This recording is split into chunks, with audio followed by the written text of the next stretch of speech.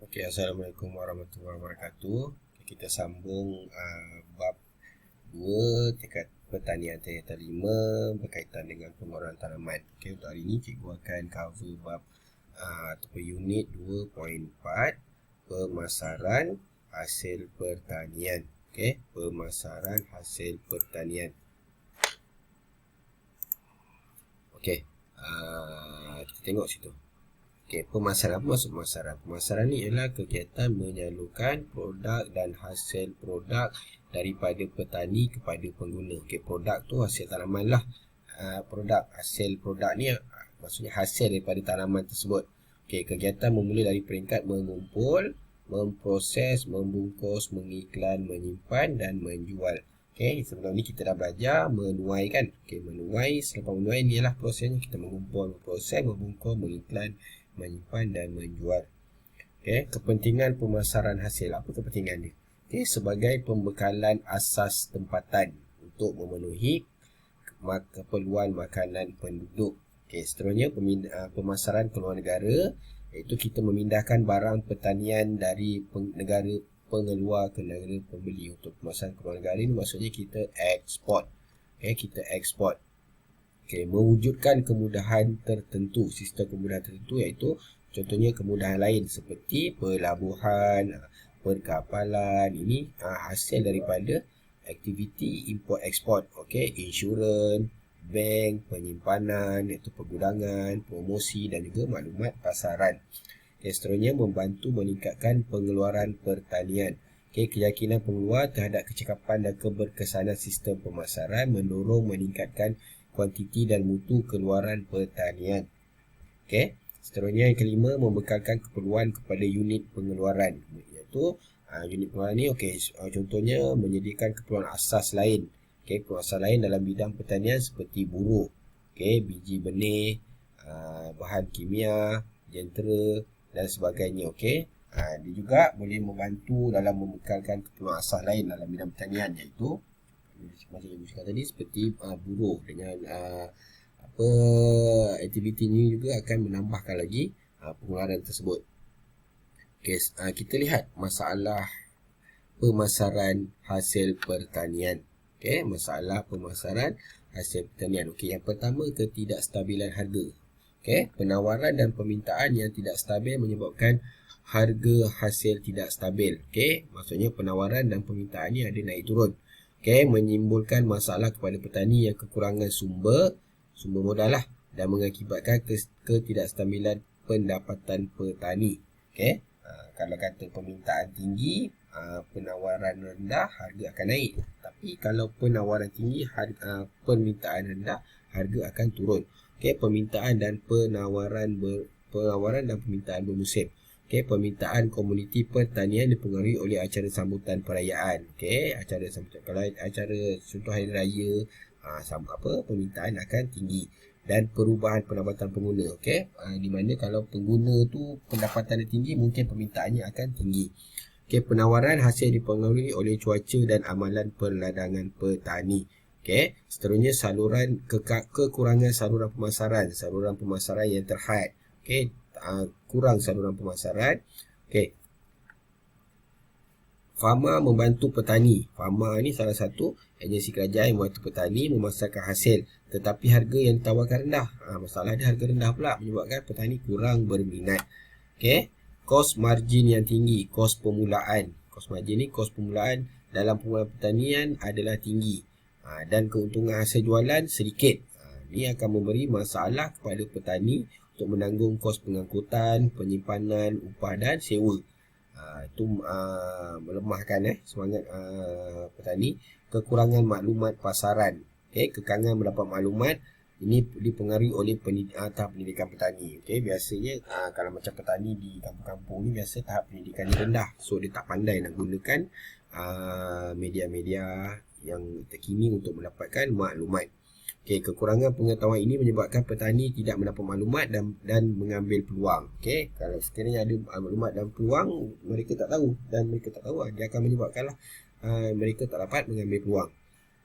Okey, kekurangan infrastruktur ataupun kemudahan. Okey, seperti pusat penyimpanan, perniagaan dan pemprosesan. terutama sekali di kawasan luar bandar. Luar bandar kurang infrastruktur ni dia perlu ditemukan untuk menampung pengeluaran yang berlebihan. Sekiranya hasil tu berlebihan, mereka tak tahu nak simpan kat mana dan mereka tak tahu nak proses kat mana. Okey, seterusnya kita tengok pada strategi pemasaran. Strategi pemasaran ataupun kita untuk formula nak ingat dia, kita ingat 4P, iaitu product, place, price, promotion. Okey, kita tengok pertama produk. Okey, 4P ni dalam bahasa Inggeris. Okey. Barang atau perkhidmatan. Okey, inilah barang atau perkhidmatan. Ini maksudnya produk itulah yang ditawarkan oleh penjual kepada pengguna. Itu maksud produk. Perkara yang perlu diberi tumpuan ialah kepelbagaian produk, kualiti, reka bentuk, okey, meletakkan ciri, nama atau jenama, pembungkusan, saiz, ataupun kalau perkhidmatannya lah, jaminan dan juga ganjaran. Okey, menghasilkan produk yang berdaya saing. Maksudnya produk tu boleh bersaing di pasaran. Seterusnya 4P yang kedua, harga, iaitu dalam bahasa Inggeris price. Okey, nilai sesuatu barang atau perkhidmatan yang dinyatakan dalam bentuk wang. Okey, penentuan harga perlu mengambil kira segala kos yang ditanggung oleh pengeluar. Maksudnya harga tu biasanya akan melebihi daripada kos lah, kos pengeluar. Okey. Seterusnya yang ketiga, strategi pemasaran yang ketiga iaitu place. Place ni tempat. Okey. Tempat yang strategik membantu kejayaan pemasaran. Tempat strategik meningkatkan penjualan, manakala tempat tidak sesuai mengurangkan pembelian. Okey, peniaga perlu memastikan tempat dipilih dapat memudahkan pengguna mendapatkan produk mereka. Okey, contohnya di pasar awam, pasar tani, pasar malam atau pasar raya yang mudah untuk pengguna nak dapat. Okey, promotion ataupun promosi. Strategi berkomunikasi di antara peniaga dengan pengguna. Okey, macam mana peniaga nak berinteraksi atau berkomunikasi dengan pengguna. Okey, melibatkan komunikasi dua hala daripada pengusaha kepada pengguna dan sebaliknya. Okey, kaedah mempromosi barangan melalui pengiklanan. Biasa kita tengok pengiklanan kan. Promosi jualan atau jualan perseorangan, publicity dan juga pemasaran langsung. Tujuan promosi adalah untuk memberitahu, kita nak tahu produk atau barang kita, mengingatkan dia orang dah tahu, kita nak ingatkan balik, dan juga memujuk pengguna untuk membeli barangan. Kita pujuk pengguna untuk membeli barangan dan perkhidmatan kita. Okey, peranan promosi. Okey, peranan promosi yang pertama untuk menyampaikan maklumat, mewujudkan pasaran baru, mengekalkan pasaran sedia ada, meningkat dan meluaskan pasaran, memujuk dan mempengaruhi pengguna, memantapkan imej barang dan syarikat, dan juga mengatasi persaingan luar. Okey, kita tengok pada kehendak pasaran. Okey, kehendak pasaran ada 5. Yang pertama produk, harga, rupa luaran, sasaran pengguna dan juga keselamatan makanan. Okey, produk pertanian bukan sahaja dalam bentuk bahan mentah, tetapi juga penyediaan pelbagai makanan dari hasil pertanian. Okey, contoh padi sebagai beras, tepung beras dan juga biskut. Ini hasil daripada pertanian padi. Okey, harga.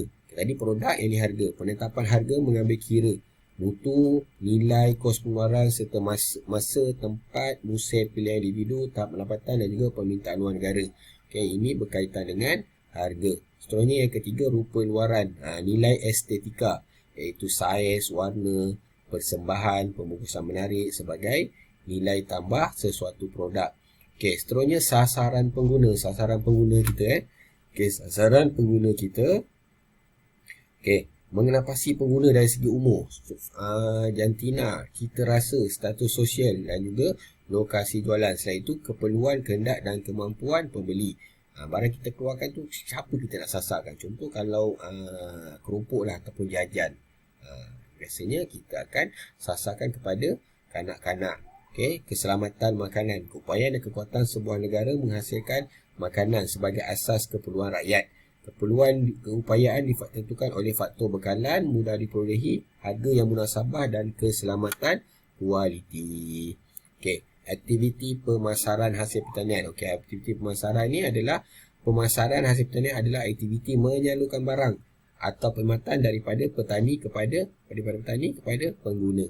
Okey, melalui 3 aktiviti, iaitu aktiviti penjualan, pengurusan kewangan dan juga pengangkutan. Okey, kita tengok yang pertama, aktiviti penjualan merupakan sesuatu proses menjual produk kepada pengedar atau pembeli akhir. Okey, kita tengok yang pertama ni, peraih di ladang. Okey, terus ke ladang untuk mendapatkan hasil pertanian, menjimatkan kos pengangkutan dan buruh. Maksudnya petani ni dia dah jimatlah kos pengangkutan daripada ladang tu nak bawa ke pasar. Okey, yang kedua, pemborong pasar tani.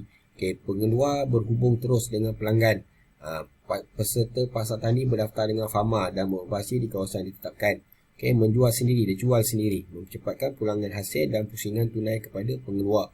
Hasil dapat digunakan untuk kegunaan sendiri pengeluar. Dan juga pemborong pasar awam. Pemborong telah ada pembekal tetap. Untuk menjadi pembekal, kuantiti diperlukan cukup untuk menampung permintaan yang berterusan. Okey, itu ni 4 aktiviti penjualan. Okey, sorry Okey. Kewangan. Okey, kewangan. Pengurusan kewangan tadi Kedudukan kewangan kukuh membantu memajukan dan meningkatkan bidang usaha. Sumber kewangan boleh diperolehi melalui modal sendiri ataupun simpanan sendiri, perkongsian, buat share dan juga pinjaman dari agensi tertentu. Okey, biasanya agrobank lah ataupun bank pertanian. Okey, banyaklah boleh ambil daripada pinjaman daripada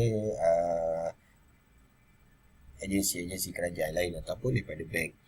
Okey, pengangkutan. Pengangkutan merupakan saluran pengedaran yang intensif untuk mengangkut serta menghantar produk ke tempat pengeluaran seterusnya sampai ke pengguna. Pengangkutan. Hasil boleh diangkut melalui banyak kaedah Okey, melalui udara, kapal terbang, jalan raya, jalan kereta api atau jalan air. Pemilihan jenis pengangkutan perlu mengambil kira faktor kos yang terlibat. Faktor kos yang terlibat maksudnya kalau gunakan pengangkutan udara tu lebih mahal lah dia punya kos dia. Okey, harga pasaran. Ketidakstabilan harga akan menggugat rancangan pengeluaran dan pelaburan. Okey, benda ni akan memberi kesan kepada petani kecil. Okey, harga pasaran terdiri daripada harga ladang, harga borong dan juga harga runcit. Okey, perbandingan harga pasaran. Okey, harga tanaman, harga pasaran ni biasanya dia berbeza harga tanaman di pasaran sentiasa berubah, terutama barangan segar dan mudah rosak. Maklumat mengenai trend harga dapat membantu pengeluar meminimumkan risiko. Okey, dan membuat keputusan berkaitan penanaman sama ada nak terus atau tidak, penyimpanan dan juga pemasaran hasil tanaman. Perkara inilah jadi masalah kepada petani-petani yang biasanya secara kecil yang dijalankan di kampung. Okey, perbandingan harga pasaran. Yang pertama berkaitan dengan masa dan juga lokasi. Dari masa ni berkaitan dengan hari biasa dan juga musim perayaan. Kalau untuk lokasi, bandar dan juga luar bandar, berbeza Okey, faktor kenaikan dan penurunan harga sayuran. Okey, jika keadaan cuaca yang tidak menentu dan hujan berlarutan. Okey, permintaan tinggi dari negara jiran, kekurangan tenaga asing bagi sektor perdagangan, kenaikan harga input pertanian, permintaan mendadak musim cuti, sekolah dan perayaan. Ini akan menyebabkan kenaikan harga sayur-sayuran. Kalau kita tengok penurunan pula. Okey, pengeluaran sayur tidak terkawal, maksudnya penawaran melebihi permintaan. Pemberian insentif oleh kerajaan menyebabkan usaha menambahkan pengeluaran mereka. Bila pengeluaran bertambah, harga akan turun lah.